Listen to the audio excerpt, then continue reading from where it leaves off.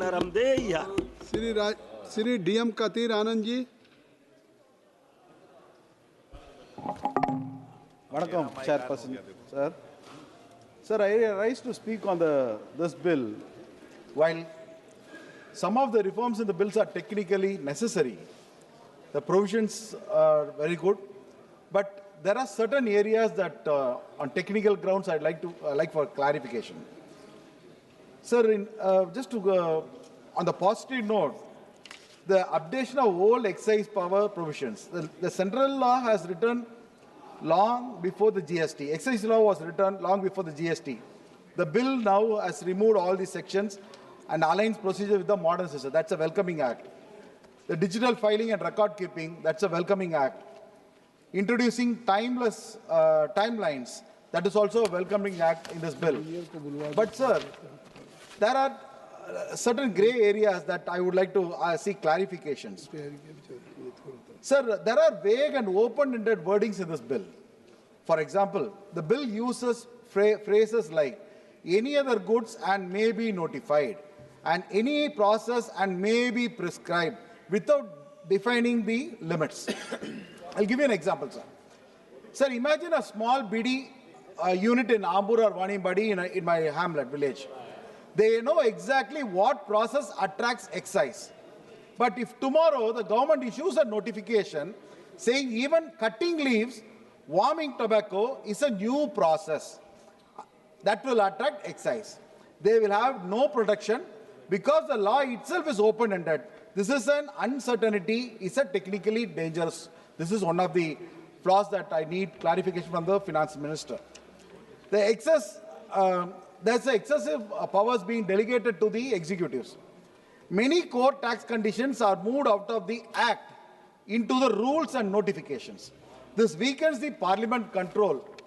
If the rate of the duty of the conditions of exemption to, for example, BD units, are left to notification, a sudden midnight change can raise the duty, cancel an exemption, impose new compliance, even without Parliament even discussing it. For an industry run by lakhs and poor women, this is an unpredictable, fatal move, madam. Madam, there are other areas like you are giving a retrospective effect.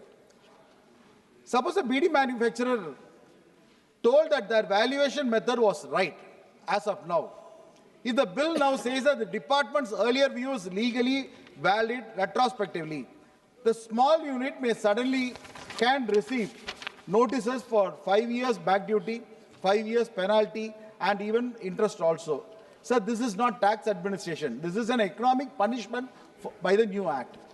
Sir, compliance on smaller units. Again, I'm talking about the BD units and other smaller units which are being suffered because of this bill. The bill increases reporting obligations and audit access without simplifying the process. Sir, again, I'm talking only about the BD unit, sir. Sir, a BD rolling unit run from a small godown, they have don't have accountants, no computers, no GST consultants. If the bill requires digital registers, monthly statements, and detailed stock reconciliation, these small units have only two choices: close down or break the law unknowingly. Sir, lakhs and lakhs of industry, women, and labor will be affected by this bill. Sir, again, and I missed GST misterminology. Sir, definitions of manufacture, valuation, and removal must match GST rules. But this bill uses different languages, creating conflict. Under GST, rolling BDs is one of supply of goods. Under excise, it may be classified differently. This mismatch will force every small BD units to fight classification disputes in courts, a burden that they simply cannot bear. And again, you are strengthening the powers and inspection. You are strengthening the powers of inspection of authorities. The bill increases the powers for search and seizure, but does not improve resolution, dispute resolution. If an officer believes a BD unit has undervalued stock, he may seize the goods immediately. But the appeal process still takes years and years. Yes, smaller units cannot survive long legal battles, sir. Sir, in Tamil Nadu, Major women community are dependent on this BD manufacturing. More than 6 lakhs women in Tamil Nadu roll BDs to support their families.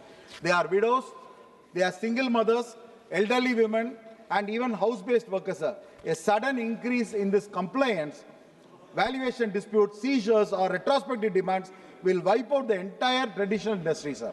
Sir, this is not a tax issue. This is a women's livelihood and a rural economy issue in Tamil Nadu, sir. Sir, I am concluding, sir. Sir, I support this reform. I support the removal of harmful clauses. I support the finance minister, but I am just seeking certain clarification. I support the intention to modernize the excise laws.